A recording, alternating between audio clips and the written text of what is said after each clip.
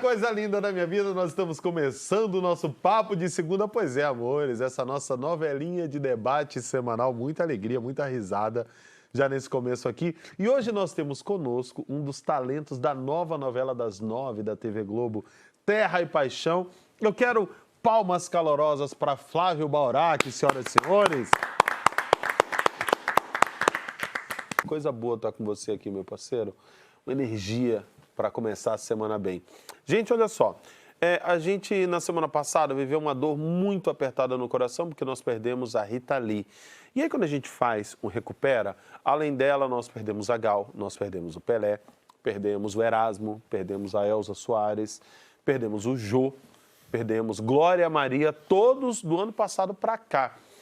E aí fica aquela coisa, o que a gente sente quando perde essas pessoas que participaram tanto da nossa vida, que formaram o que nós entendemos como Brasil? O que a gente sente nessa hora? Vem na hashtag Papo de Segunda no GNT e fala pra gente. Qual foi o ídolo que mais doeu em você quando você perdeu? E se você teve essa sensação que às vezes a gente fica de que parte do Brasil se foi junto com ele, como é que é isso? Alguns, mas eu vou citar um que foi muito importante para mim, Grande Otelo. Porque eu vi a Grande Otelo quando eu cheguei, eu sou do Rio Grande do Sul, de Santa Maria, e quando eu cheguei aqui em 93, eu andava muito lá pelo centro, né, enfim, e encontrava muito Grande Otelo, mas eu ficava muito sem graça de falar com ele, muito mesmo, pela grandiosidade dele e tudo. Aí ele morreu e eu falei, eu acho que eu vou lá no velório dele. Fiquei muito triste, assim, porque era uma referência, né? A maior referência naquele momento. Hoje nós temos muitas, né? Mas, assim, a grande estrela daquele momento era o Grande Otelo. Ruth de Souza, milhões de outros, né? Mas o Grande Otelo, ele tocou muito, me tocou muito nesse sentido. E eu lembro que eu fui ao velório dele e só tinha ele, assim, uns 3 filhos dele e mais alguma pessoa. E eu estava lá sozinho com o Grande Otelo. Foi uma coisa assim muito forte para mim. Aí eu cheguei em frente ao caixão dele, olhei para ele. Mais ou menos, eu não lembro exatamente quando ele morreu. 30 anos, 93. Olhei para ele e falei assim, quero agradecer a você por tudo que você é e que você representa para mim, para todos os nossos irmãos. E fiquei um tempo ali olhando para ele, chorei e fui embora. Foi tão marcante para mim. Mas é isso que eu queria ver, porque você interpretou ele no teatro. Sim. Como é que foi? Porque, assim, você se encontrou no palco com um cara que você não se relacionou na vida, mas que era tão conectado a você e que você está narrando a morte de 30 anos como se tivesse acontecido ontem. Como é que foi essa interpretação? Olha, eu me senti muito ligado a ele nesse sentido. Eu acho que essas conexões, você não precisa nem conhecer a pessoa, porque a energia dela, ela está aqui no planeta, né? Eu acho que foi uma forma, o meu encontro com ele foi um encontro inusitado, eu acredito, que foi a forma que eu tive de me conectar com ele, tanto pela arte, né, como naquele encontro, mesmo ele estando ali morto, ele me deu muito gás e muita vontade de continuar sendo ator, sabe? Ele é muito importante, assim, nesse sentido. Assim como Cartola também foi muito importante para mim. Eu escrevi um livro há 20 anos, quase 20 anos atrás, Manuel, sobre Dorival Caymmi. E quando eu escrevi o livro, o Caymmi já estava com 92, 93 anos, foi pouco antes da morte dele, assim. Meu pai era amigo dele e eu tinha acabado o livro, falou, cara, você quer visitar o velho e tal, não sei o quê? Eu falei, pô, vamos, claro. Passei uma tarde com ele no apartamento lá de Copacabana, ele, a dona Estela, ele estava lúcido ainda, com um pouco daquele sorriso maravilhoso que ele tinha, né? Vozeirão ainda? Hã? Vozeirão ainda. Oh. A voz ainda grave, mas já um pouco apagada pela idade, né? Claro. O corpo pequeno, velhinho, né? Foi uma tarde muito bonita e tudo. Ele morreu poucos meses depois daquilo. Eu não fiquei triste com a morte dele, porque considero que, em primeiro lugar, aquilo pelo que ele é amado, admirado, aquilo que me constitui, está vivo, sempre estará. As obras que os seres humanos constroem tem essa extraordinária característica de sobreviver à morte dos seus criadores, né? E vão atravessando gerações, então aquilo está completamente vivo. E o próprio Caymmi, ele já tinha se retirado da vida pública. Então a obra dele já tinha se desligado da figura dele. Isso eu acho que faz muita diferença quando uma pessoa como essa morre. É diferente, por exemplo, de uma pessoa que ainda está em plena atividade pública. Seja ela nova, seja ela mais velha. A Gal morreu com mais de 70 anos, não era uma pessoa jovem, mas ela tinha reinventado a obra dela, o repertório dela. Aliás, o Marcos Preto talvez tenha sido o principal responsável por essa transformação, né? Então a gente sentia que a obra ainda estava muito ligada a ela e que ela ainda tinha muito a dar. Sim. E por isso não parecia que ela ia morrer. Quando a pessoa está em plena atividade, ela não parece que vai morrer. A gente ficou chocado, a gente estava junto, a gente ficou chocado, ninguém esperava que ela fosse morrer. Assim, e acontece mais comumente com pessoas jovens, né?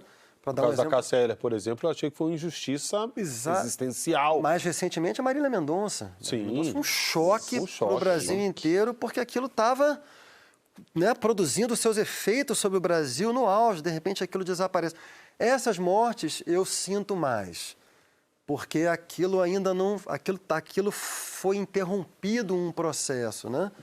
Quando a pessoa já cumpriu tudo, eu sinto que a obra se desligou. E a conexão que a gente tem profunda é com a obra. Com o Caymmi, por exemplo, eu sou completamente grato à existência daquela obra. Como aquela obra já tinha se desligado, assim, para mim não morreu.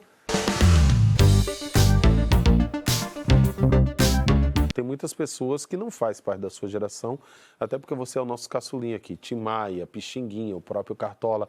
Você já correu atrás, como um jovem, para tentar entender qual era esse mundo que essas pessoas narravam e por que eles eram tão amados como eram? Já rolou essa curiosidade? Cara, rolou essa curiosidade e, por incrível que pareça, assim, uma coincidência que não é coincidência.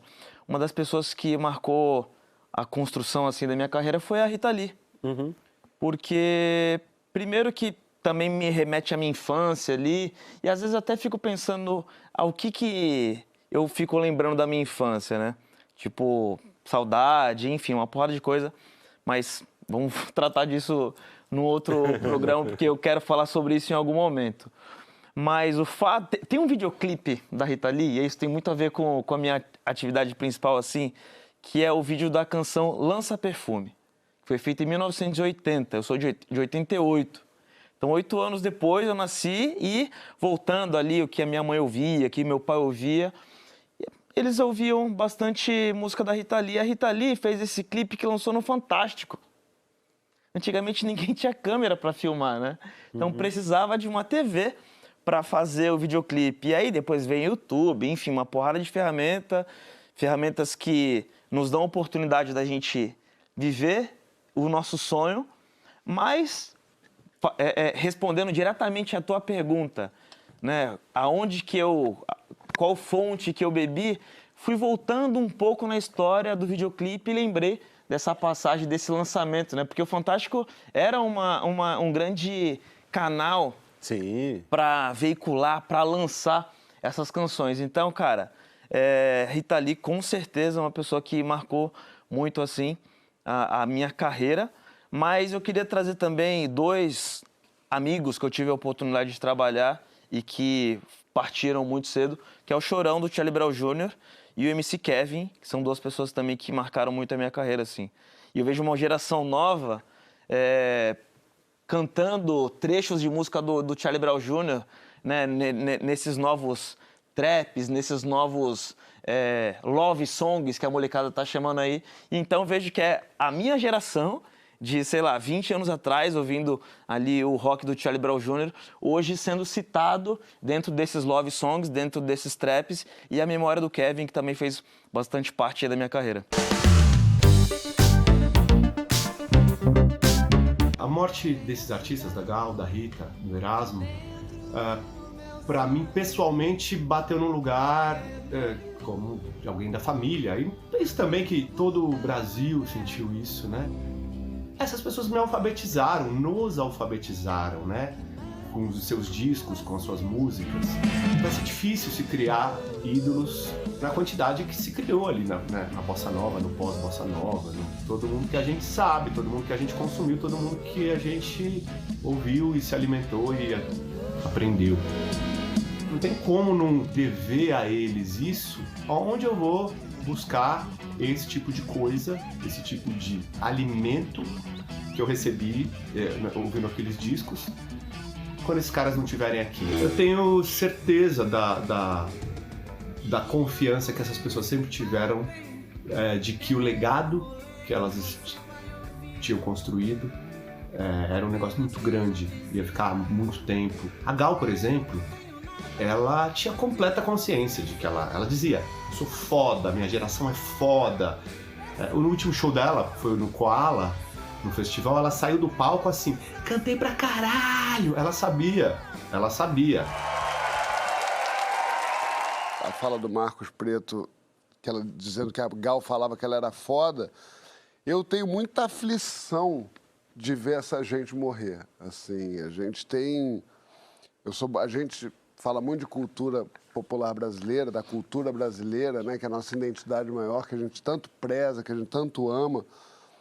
E na música isso é muito especial, né? A gente tem, talvez, a música mais importante do mundo no Brasil, na minha opinião. Assim, pode botar aí, Europa, Estados Unidos, para mim não chega perto. Quando eu ouço alguém dizendo que a Gal dizia eu sou foda, eu canto pra caralho, não é mentira.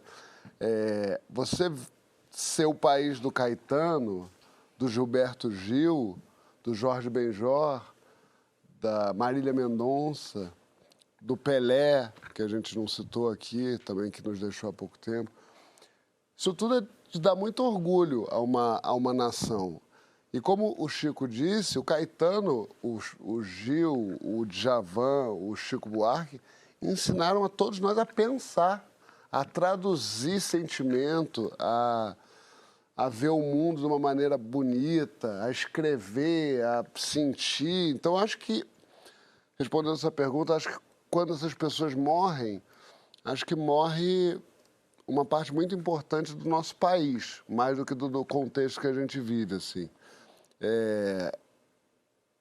Eu tenho muito medo disso. Eu acho que a gente tem que ter a gente tem que saber o quão especial é viver ao mesmo tempo que essa gente. Claro. Porque isso é... E eu me lembro disso todo dia. Todo dia que eu vejo um Gilberto Gil cantando na televisão, eu falo: meu Deus, cara, eu fui num show desse cara. Fui em vários. Isso é muito especial. São realmente pessoas muito iluminadas. Não, com certeza. E acho difícil, assim, com todo respeito, eu não vejo nada tão grande aparecer, assim, no sentido de complexidade, assim. Eu queria muito ver um novo Caetano, um novo Gil, assim, para talvez acabar com essa angústia.